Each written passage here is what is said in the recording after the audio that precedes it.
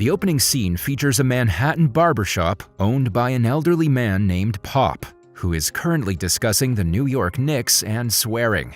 We are also introduced to Luke Cage, a strong black man who works as a janitor there. Not long after, a woman walks in and flirts with Luke, inviting him out for a coffee date. This leads to a quick scene between Luke and Pop because Pop is aware of Reva, Luke's deceased wife. Later, Pops and Luke have a private conversation when the elderly man tries to encourage Luke to move on with his life, dropping the line, "Always forward, never back." From their conversation, we learn that they're both ex-cons, and Pop is one of the only people who is aware of Luke's abilities. In addition to sweeping floors, Luke also has a second job at Harlem's Paradise, a slick nightclub that caters to the city's black elite. On his way there, he comes across his landlord named Connie, who also owns a Chinese restaurant. She asks for the rent, but he somehow manages to earn some more time. On this particular night, he's put on bartending duty because a coworker named Dante doesn't show up for his shift. Next, we're introduced to Cornell Stokes, the owner of Harlem's Paradise, who is discussing his growing powers with a woman named Mariah. A few moments later, he also strikes a deal with a guy named Domingo Colon, in which Cornell agrees to sell 10 cases of grade A level Justin Hammer-made guns for $100,000 each. However, the actual sale, which is taking place elsewhere, is ruined when 3 men in masks, Chico, Dante, and Shamik, storm in with guns blazing and kill everyone. Unexpectedly, Shamik also shoots Dante because Cornell would suspect an inside job. At Harlem's Paradise, Luke prepares a drink for a woman named Misty Knight, who's keeping an eye on Cornell. Shortly after, Luke is tasked with delivering champagne to Cornell's table. During this, the owner offers him a job if he's willing to carry a gun, but Luke declines. Back at the crime scene, Dante survives long enough to call Cornell's right-hand man, named Tone, ruining the club's celebratory mood. Outside the club, Luke runs into Misty again, and the two exchange flirtatious banter. Their amusing conversation leads them back to his place, where they end up making love. Later in his sleep, he dreams of being beaten in prison, and when he wakes up the following morning, Misty tells him about talking in his dreams, mentioning the names Shades and Comanche. Just then, she receives a call from work and prepares to leave. Before departing, Luke inquires about her profession, to which she lies that she's an auditor, but in reality, she happens to be a detective who's assigned to the investigation of a recent murder. Following this, she arrives at the crime scene, where a detective named Raphael Scarf is already on the case. While investigating, Raphael considers speaking with the bartender who filled in for Dante at the club. On the other hand, Cornell is attempting to smooth things over with Domingo to no avail. But the situation gets more intense when Shades Alvarez shows up. Shades appears to be Cornell's former colleague who now works for a powerful organization called Diamondback. He assures Cornell that it's not a takeover, that Diamondback wants him to succeed. Meanwhile, Pop is distraught because Dante was one of the kids who used to work for him and is now deceased. He is sure Shamik and Chico were with him as they were his boys as well. Elsewhere, Mariah is seen doing a press event to help Harlem Cornell when Shades arrives. Through their conversation, we learn that Mariah uses the federal and taxpayer money to fund Cornell's club. She's now demanding her money back, citing the possibility of an audit, which could land her in jail. Cornell promises to return it to her. Later, they, who are aware of Shamik and Chico, locate Shamik and bring him to the club. Luke, who witnessed this, wants to help him, but is stopped when he spots Shades from Seagate Prison. Afterwards, Cornell starts questioning Shamik to find out where Chico is, but instead of answering, Shamik spits blood on him. Furious, Cornell then beats the kid to death with his bare hands. On the other hand, Luke looks freaked out because of Shades, but he manages to calm himself down by reasoning that Shades may not have noticed him. He then goes through a number of books, which leads to a flashback to his first meeting with Reva in prison.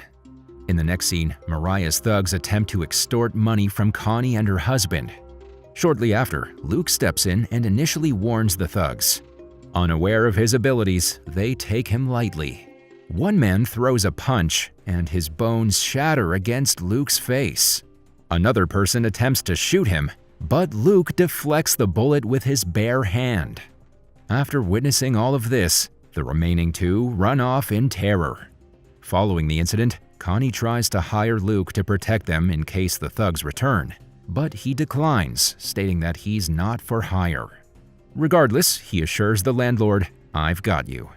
The next day at the barbershop, Pop, for one more time, tries to persuade Luke to use his power to help people.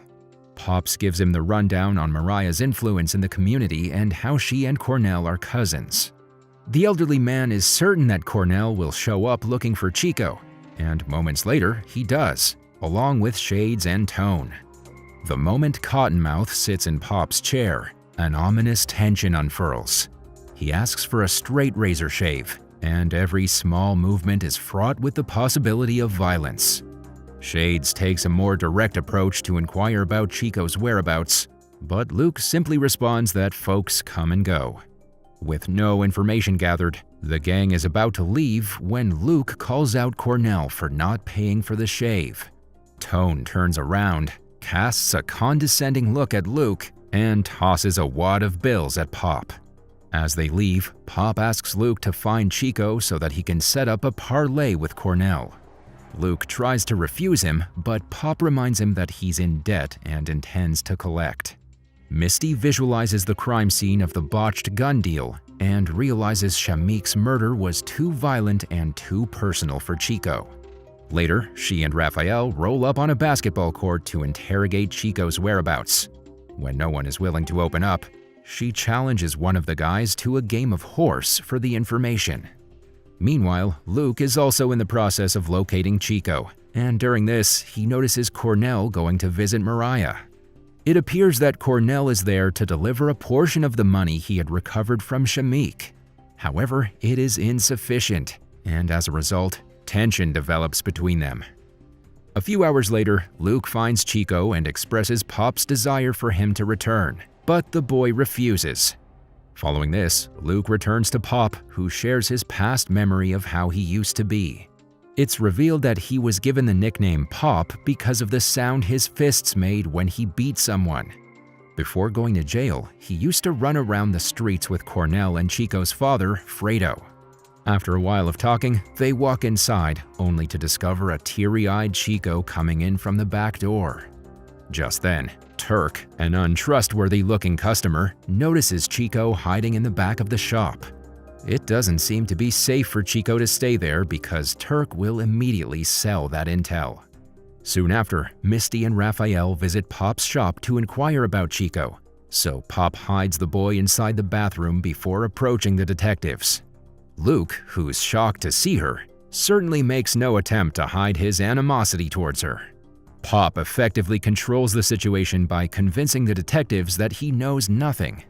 As soon as they leave, Pop wants Luke to go see Cornell on his behalf because he works at the same club. Agreeing with him, Luke goes to Harlem's Paradise and gets Cornell to agree to a parlay before quitting his job there. At the same time, Tone receives a message from Turk informing him of Chico. The moment when Luke leaves, he tells Cornell about it, but he instructs him to let it go as he'll handle it in the morning. Despite this, Tone and Shades drive to Pop's shop, where Pop is cutting the hair of a kid, Lonnie. Luke reappears, and Chico walks out from the back just as Tone and Shade arrive. Tone then stands in front of the barbershop with 2 machine guns, slaughtering almost everyone inside. Pop is shot through the neck while Luke shields the youngster, telling him to play dead.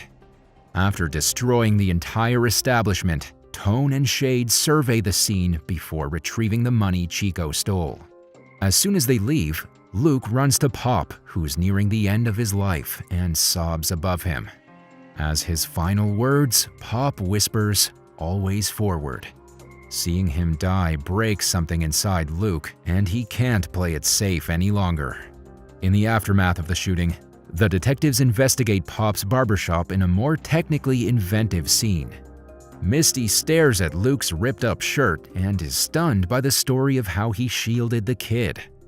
The cops have nothing to go on as Cornell has been at the club all night. The same night, Cornell and Mariah meet Tone and Shades on the roof, where Tone explains how he went in, lit up the place, and got the money back. Even though Cornell is angry, he calms down when he muses aloud about anonymously donating to Pop so he can rebuild the shop.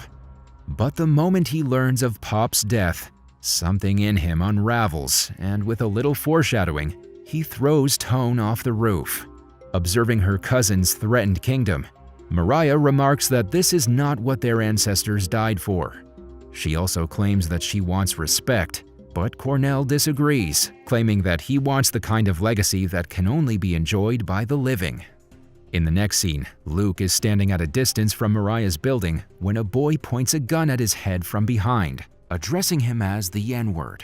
Offended by the word, Luke turns around, takes the gun, and shoots himself, scaring the boy and causing him to flee. Luke finally realizes an important truth.